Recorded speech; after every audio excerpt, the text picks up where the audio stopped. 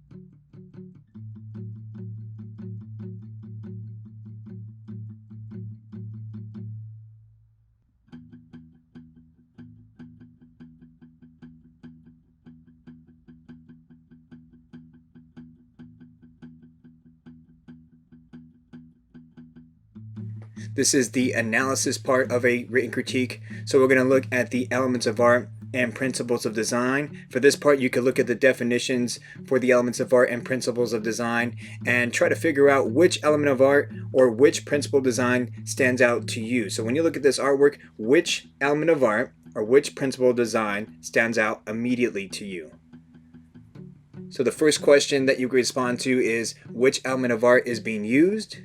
You would write that on the left-hand side. The second question here is which principle of design is being used? And then no matter if you pick the first question or the second question, I also want you to respond to the third question. So it says which object uses those elements of art or principles of design? So what object is using those elements of art or principles of design? So if you pick the first question, you still have to respond to the third question. And if you pick the second question, you still have to respond to the third question as well. So you're responding to two questions here. If you chose the first question, you're doing the third as well. And if you pick the second question, you have to do the third question as well. So the way you can respond to these questions is on the right-hand side. So you respond on the right-hand side. The way you can respond to the first question is the element of art that is being used is, the element of art that is being used is, and then you would fill in the blank. If you chose the second question, the way you can respond is the principle of design that's being used is, the principle of design that is being used is. So when you're looking at this artwork, and if you chose the first question, is it line, color, shape, texture, value, space that stands out to you immediately when you look at this artwork? Or if you chose the second question, is it balance, contrast, dominance, emphasis, movement, rhythm, repetition, subordination, unity, variation? So when you look at this artwork, what stands out to you immediately in terms of elements of art or principles of design? So for this analysis part, you have to do two questions. The first and the third question, or the second and the third question. So no matter if you choose the first or second question, you still have to do the third question. And the way you respond to the third question is the object that uses this element of art is. So tell me what object is actually using that element of art, or what object is using that principle of design. So that's when you're ready to respond to the third question. The object that uses this element of art or principle of design is. So I'll give you about 5 minutes here to respond. If you have any questions, go ahead and let me know.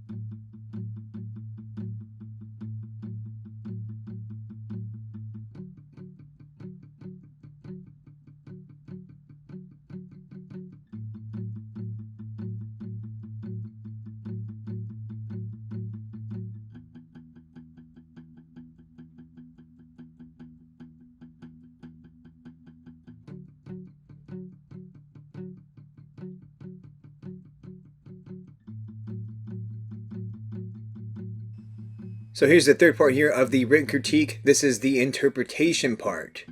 So the first question that you can respond to on the left-hand side of your paper, the first question that you can write down on the left side of your paper is going to be, what was the artist trying to do by making this artwork?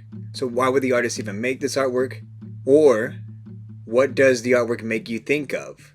So what was the artist trying to do by using these elements of art, by using these principles of design? Or what does this artwork make you think of? Does it make you think of a different artwork? Does it make you think of an experience that you've had? Does it make you think of something that has happened to you? So the way you can respond to these questions on the right hand side of your paper, if you wrote down the first question, the way you could respond is, the artist was trying to show, and then you would fill in the blank. So that's if you wrote down the first question, the artist was trying to show. And if you wrote down the second question, the way you could respond is, this artwork makes me think of.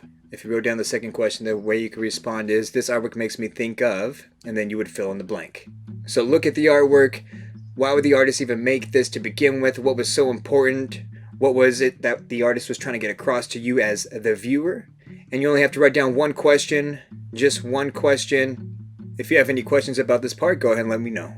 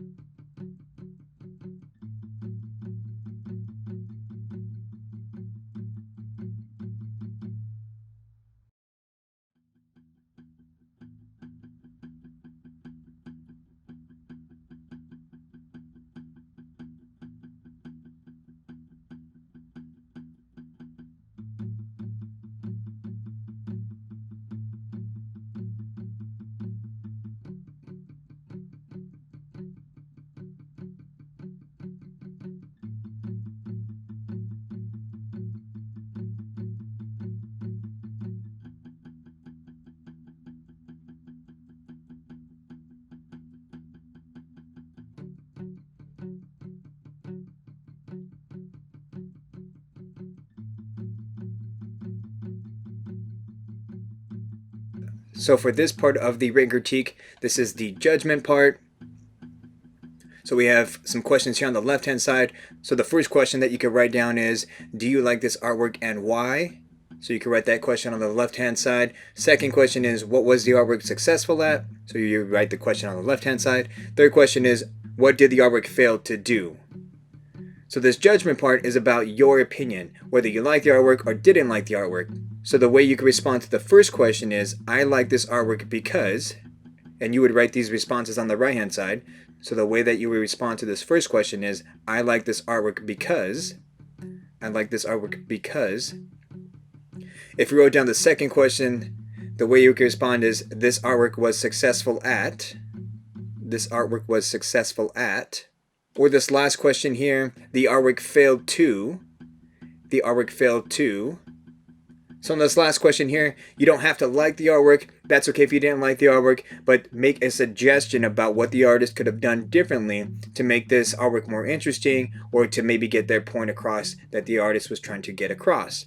Or maybe you felt that the artist was able to successfully get their point across, and so that's what you would write down for the second question. This artwork was successful at, and then tell us what the artwork was actually successful at. So point that out and write that out. So again, you don't have to like every single artwork, but it's important that you get your opinion across and be able to make a suggestion about what the artist could have done differently. So if you have any questions about this part of the critique, go ahead and let me know.